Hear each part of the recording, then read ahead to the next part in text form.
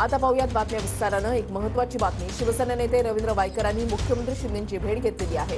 मुख्यमंत्री एकनाथ शिंदे यांच्या ठाण्यामधल्या निवासस्थानी दोघांची भेट झाली। मुंबई उत्तर पश्चिमच्या जागेसाठी वायकरांच्या नावाची चर्चा आहे आणि त्याच पार्श्वभूमीवर ही भेट झाल्याची माहिती मिळते। गिरीश गायकवाड आमचे प्रतिनिधी या संदर्भातली अधिक माहिती देतील। गिरीश,